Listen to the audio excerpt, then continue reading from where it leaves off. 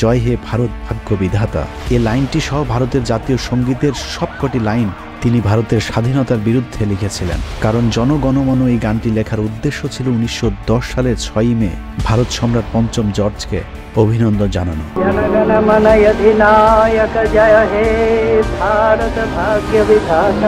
এখানে অধিনায়ক এবং ভাগ্য বিধাতা বলতে তিনি জর্জ ফ্রেডরিক আলবার্টকে সম্বোধন করেছেন।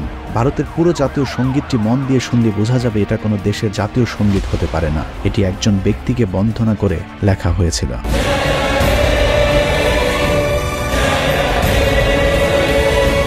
জাতীয় সঙ্গীতের মাঝের অংশে রবীন্দ্রনাথ লিখেছেন, অহরহ তব আহ্বান প্রচারিত, শুনি তব উদারবাণী হিন্দু বৌদ্ধ শিখ জৈন পার্শ্বিক মুসলমান খ্রিস্টানি, পূর্ব পশ্চিম আসে তব সিংহাসন পাশে। হিন্দু মুসলমান খ্রিস্টান সবাইকে পঞ্চম জর্জের সিংহাসনের পাশে দাঁড় করিয়ে রবীন্দ্রনাথ তার ফায়দাটা ঠিকই লুপে নিয়ে মূলত এই গানে পঞ্চম জর্জকে ভারতের ভাগ্য বিধাতা উপাধি দেওয়ার মাধ্যমেই 3 বছরের মাথায় রবীন্দ্রনাথ প্রথম নন ইউরোপিয়ান হিসাবে নোবেল পুরস্কারে ভূষিত হন।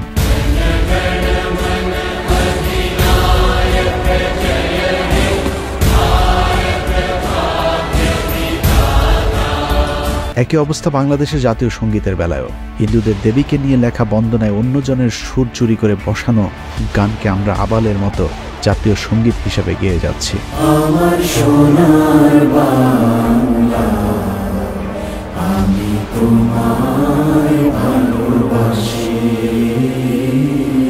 তার এইসব নকলবাজি আর চুরি যেন কেউ বুঝতে না পারে সেজন্য তিনি মানুষকে শিক্ষা অর্জনে নানা প্রতিবন্ধকতা সৃষ্টি করে রাখতেন। অব্রাহ্মণ বিশেষ করে পূর্ব বাংলার মুসলমানদের প্রতি রবীন্দ্রনাথ আজন্ম এক চোখা ছিলেন। মুসলমানরা যদি লেখাপড়া শেখে তাহলে কায়েদবনের মর্যাদা থাকে না। ঢাকা বিশ্ববিদ্যালয়ের প্রতিষ্ঠায় যেসব উচ্চবর্ণের হিন্দুরা বিরোধিতা করেছিলেন তাদের মধ্যে অন্যতম রবীন্দ্রনাথ ঠাকুর। অন্যদের মাঝে কলকাতা বিশ্ববিদ্যালয়ের ভাইস চ্যান্সেলর আশুতোষ মুখার্জি, তার পুত্র শ্যামাপ্রসাদ মুখার্জি, বিপিন চন্দ্র পাল, সুরেন্দ্রনাথ ব্যানার্জি, পেয়ারী মোহন মুখোপাধ্যায়, সুরেন্দ্রনাথ সমাজপতি এবং অম্বিকাচরণ মজুমদার, এরা সকলেই ছিল দুই বাংলার তথা ভারতের তৎকালীন সময়ের শীর্ষস্থানীয় বুদ্ধিজীবী এবং রবীন্দ্রনাথের অত্যন্ত ঘনিষ্ঠজন। সেই সাথে এরাই বিজেপির মাদার সংগঠন হিন্দু মহাসভার প্রতিষ্ঠাতা কিংবা কট্টর সমর্থক, যে কারণে মোদী সরকার এখন রবীন্দ্রনাথের ইমেজ রক্ষায় মাঠে নেমেছে। তাদের ইশারাতে বাংলাদেশি কম পয়সার অনেক বুদ্ধিজীবী ইদানি রবীন্দ্রনাথকে বাংলাদেশ প্রেমী বানানোর নানান চেষ্টা করে যাচ্ছে। আমরা অনেক তথ্য পেয়েছি যে তথ্যের মধ্যে রবীন্দ্রনাথ এবং ঢাকা বিশ্ববিদ্যালয়ের বন্ধন অনেক সুদৃঢ় হয়েছিল। তাদের দাবি রবীন্দ্রনাথ নাকি ঢাকা বিশ্ববিদ্যালয় প্রতিষ্ঠায় কোনো বিরোধিতাই করেননি, অথচ তার সমসাময়িক সময়ের বুদ্ধিজীবীরাই রবীন্দ্রনাথকে ঢাকা বিশ্ববিদ্যালয় প্রতিষ্ঠার কট্টর বিরোধী হিসাবে অভিযুক্ত করেছেন। ডক্টর নীরোদপরণ হাজরা লিখেছেন, 1912 খ্রিস্টাব্দের 28শে মার্চ কলকাতার গড়ের মাঠে এক বিরাট সমাবেশ করা হয়। তখন কবির বয়স ছিল 51 বছর। ঠিক তার 2 দিন পূর্বে আরেকটি গুরুত্বপূর্ণ মিটিং হয়েছিল। সেখানেই চূড়ান্ত সিদ্ধান্ত নেওয়া হয়েছিল যে ঢাকায় ইউনিভার্সিটি হতে দেওয়া যাবে না। ওই গুরুত্বপূর্ণ সভায় সব হিন্দু নেতারা উপস্থিত ছিল। নতুন রাজ্য পুনর্গঠনে ঢাকা বিশ্ববিদ্যালয়ের প্রয়োজন কিনা বা শিক্ষা বিষয়ে করণীয় কি আলোচনার জন্য একটি জনপ্রতিনিধিদের নিয়ে কলকাতার টাউন হলে ওই সভাটি হয়েছিল, যার সভাপতিত্ব করেছিলেন রবীন্দ্রনাথ ঠাকুর। একই অভিযোগ করেছেন নীরদচন্দ্র চৌধুরী। তিনি লিখেছেন, 1912 সালের 28শে মার্চ কলকাতার গড়ের মাঠে ঢাকা বিশ্ববিদ্যালয় প্রতিষ্ঠার বিরুদ্ধে হিন্দুরা যে প্রতিবাদ সভা করেছিল সেখানে স্বয়ং রবীন্দ্রনাথ ঠাকুর নিজে সভাপতিত্ব করেছিল। ডক্টর রমেশচন্দ্র মজুমদার লিখেছেন, কলকাতা বিশ্ববিদ্যালয়ের ভিসি আশুতোষ মুখার্জির নেতৃত্বে ভাইসরয় লর্ড হার্ডিঞ্জকে 18 বার স্মারকলিপি দিয়ে চাপ সৃষ্টি করা হয়েছিল যেন ঢাকা বিশ্ববিদ্যালয় প্রতিষ্ঠা করা না হয়। বিদ্রুপ করে হিন্দু নেতারা ঢাকা বিশ্ববিদ্যালয়কে বলতেন মক্কা বিশ্ববিদ্যালয়।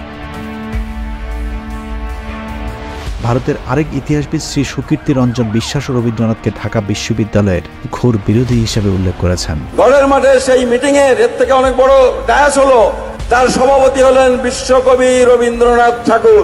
সেখানে প্রস্তাব পাশ হচ্ছে ঢাকাতে যেন বিশ্ববিদ্যালয় ইংরেজ গভর্নমেন্ট না করে। 18 বার স্মারকলিপি দিয়েছিল যাতে ঢাকাতে ইউনিভার্সিটি না হয়। অথচ সেই রবীন্দ্রনাথকেই এখন বাংলাদেশিদের কাছে প্রিয় পাত্র হিসেবে উপস্থাপন করবার চেষ্টা করা হচ্ছে।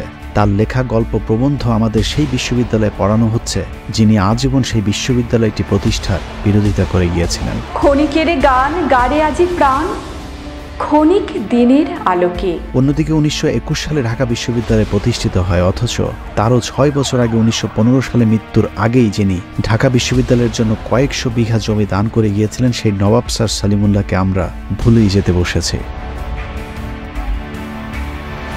শুধু স্যার সলিমুল্লাহ নয়, ধনবাড়ির নবাব সৈয়দ নওয়াব আলী চৌধুরী, শেরেবাংলায় K Fazlul Haque, viceroy lord Hardinge, lord Lytton সহ যারা ঢাকা বিশ্ববিদ্যালয় প্রতিষ্ঠায় অবদান রেখেছেন তাদেরকে ন্যূনতম মূল্যায়নও করা হচ্ছে না। অথচ রবীন্দ্রনাথের জন্মদিনের 1 মাস আগ থেকে পর পর্যন্ত বাংলাদেশের গণমাধ্যমে শোকের মাতম চলতে থাকে। সারা বছর আমরা এই দিনটির জন্য অপেক্ষা করি যে কবে 25শে বৈশাখ আসবে। বিশ্বকবি রবীন্দ্রনাথ ঠাকুর তিনি সারা বিশ্বের নিপীড়িত মানুষের অর্থনৈতিক সামাজিক উন্নয়নের কথা ভেবেছিলেন। এত কিছুর পরও শাহবাগী বুদ্ধিজীবীরা রবীন্দ্রনাথকে অসাম্প্রদায়িক, ব্রিটিশ বিরোধী, সাম্যবাদী আরও নানা বিশেষণে প্রতিষ্ঠার চেষ্টা করেই যাবে।